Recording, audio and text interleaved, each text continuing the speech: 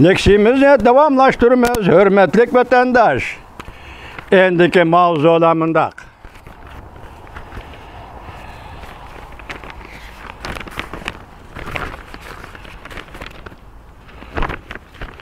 Cungo Kompartiyası Lietuvanga zərbi bədə çizla 2021 yıl 11. ayının 21. günü vatandaş.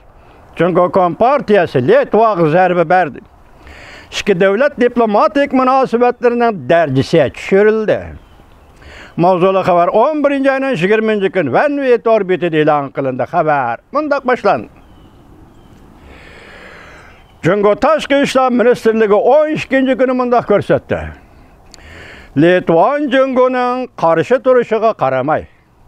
Tayvan dairələrinin Litvanda vakalatxana quruşuğa ruxsat qılğanlıqdan Cungo taraf iki devletin diplomatik münasebetlerini vakalatxana dercisiga düşürüşne karar kıldı. Cungo Taşkı İşler Ministerliği mundaq dedi. 11. ayının 18. gün Litvan Cungo tarafının qattiq qarıştırışı ve aralashışı qaramay.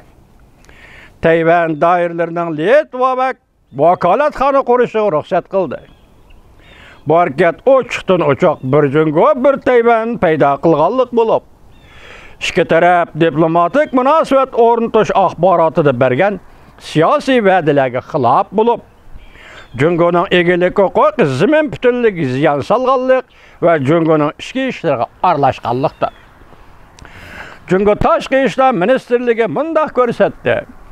Cungo taraf bu işten narazı oldu ve qattiq qarıştırıp iki tarafın diplomatik münasebetlerini vakalatxana dercisiga düşürdü.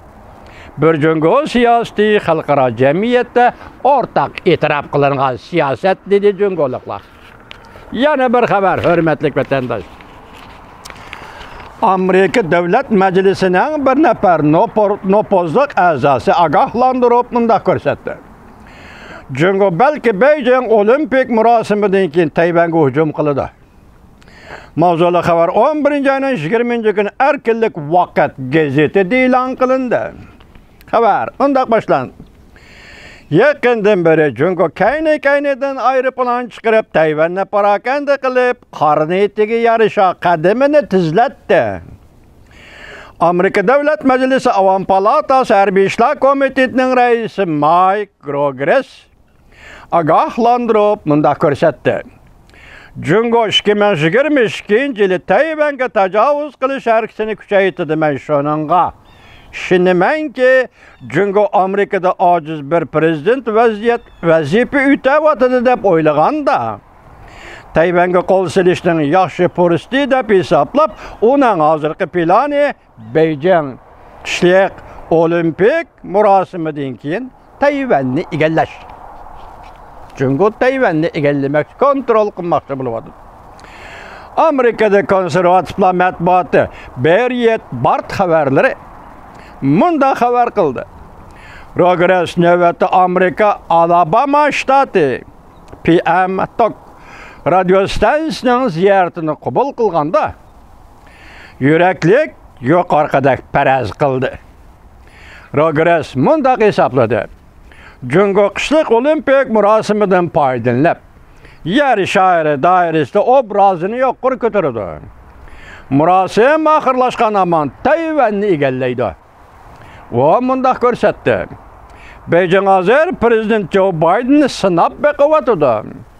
Qarab turaylik, qandaqdir bir ish yuz beradigan bo'lsa, o nima ish qiladi? Men o'ylaymanki, javobning nima ekanligini hammamiz o'zimiz bilamiz.